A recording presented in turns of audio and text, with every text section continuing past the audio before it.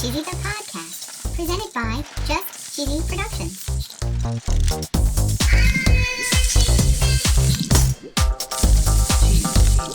Hi there, I'm your host, Fondue.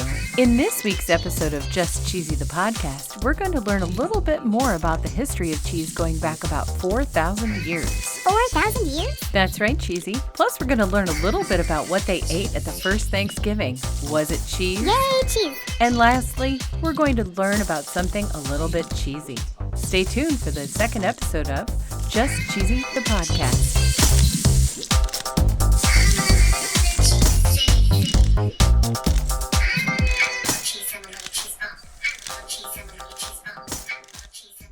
So, Cheesy, in last week's episode, you told me you thought you came from the grocery store. I may have been wrong. That's okay. We learned a little bit about some of the animals that can produce milk for cheese. In this week's episode, we're going to talk about the when of cheese. Do you have any idea how long ago cheese was invented? 4,000 years? Wikipedia says 7,000. The International Dairy Foods Association says 4,000. In either case, it's definitely a long time ago. And I guess no one really knows who made the first cheese. It was me. I find that very hard to believe. International Dairy Foods Association has a website, and according to them, there's an ancient legend that it was made accidentally by an Arabian merchant who put his supply of milk into a pouch, and that pouch was made from a sheep's stomach. That sounds so bad. Ah, cheesy.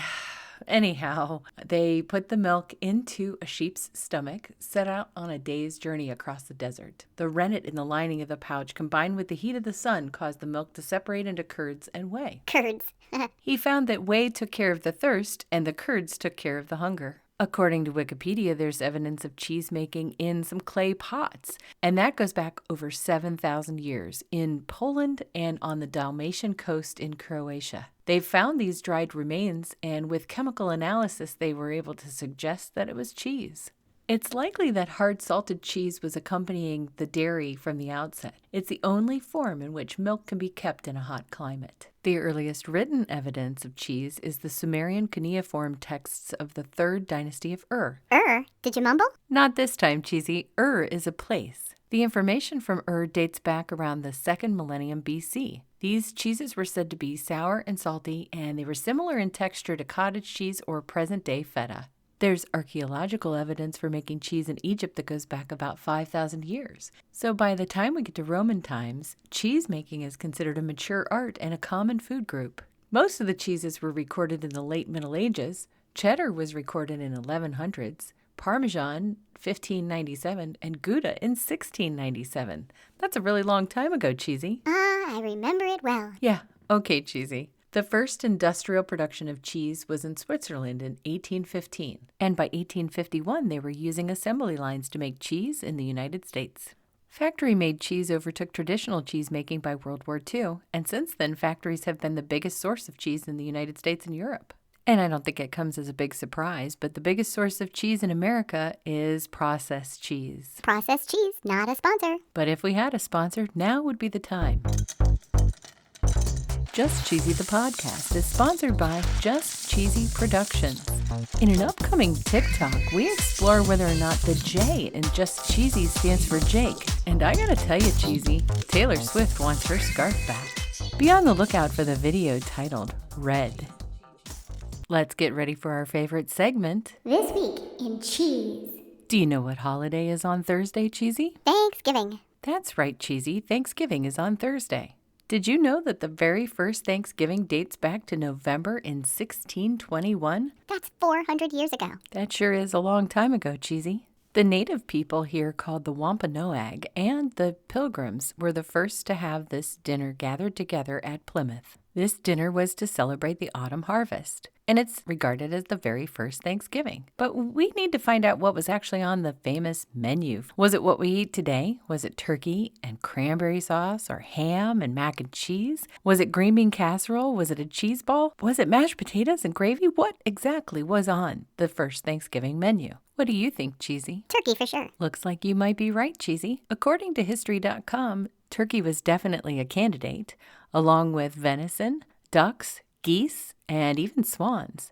There most likely would have been a lot of local vegetables such as onions, beans, lettuce, spinach, cabbage, carrots, and even peas. Corn was definitely plentiful during these times, but it wouldn't have been served the way we enjoy it now. It would have been removed from the cob, turned into cornmeal, boiled and pounded into a thick corn mush, and then that was occasionally sweetened with molasses. I have yet to hear you say cheese. I've got nothing for you, Cheesy. Not yet. There's lots of fruits that are indigenous to the region, including blueberries, plums, grapes, gooseberries, raspberries, and of course cranberries. They wouldn't have made sauces or relishes with the cranberries because the sacks of sugar that came across the Atlantic with them actually were depleted by November of 1621. So it wasn't another 50 years before they started boiling cranberries with sugar and using that mixture as an accompaniment for meats. Looks like you're coming up next, Cheesy. A lot of culinary historians believe much of the Thanksgiving meal consisted of seafood, which is absent from today's menus. Mussels were one of the... I got your mussels right here. Mussels were particularly abundant in New England and could be harvested. So they occasionally served mussels with curds, the dairy product that's like cottage cheese that we talked about earlier. Lobster, bass, clams, and oyster might have been part of the feast. So there you go. You were part of mussels and cheese. Oh, yeah. Looks like mashed potatoes weren't part of it, and neither was pumpkin pie because a lot of these things weren't even available to the settlers at that point. So that's it, Cheesy. Looks like you made the cut for the very first Thanksgiving. Go cheese. Hey, Cheesy, did you hear about this guy in New York named Matthew Van Vorst? Nope. He was featured in the Ripley's Believe It or Not book called Out of the Box for his Cuttin' the Cheese. Cutting the cheese. His project, Cuttin' the Cheese, was actually his first venture into sculpting. He's got an Instagram account devoted to the project, and he's made everything you could think of, like the Empire State Building, a chair, a gator skull, all kinds of different things carved out of cheese. That looks so cool. Hey, Fondue, want to hear a joke? Sure, Cheesy. Did you hear about the cheese truck that crashed? Oh no, what happened? The street was littered with debris. Get it? Debris. I get it, because brie is just a little bit cheesy.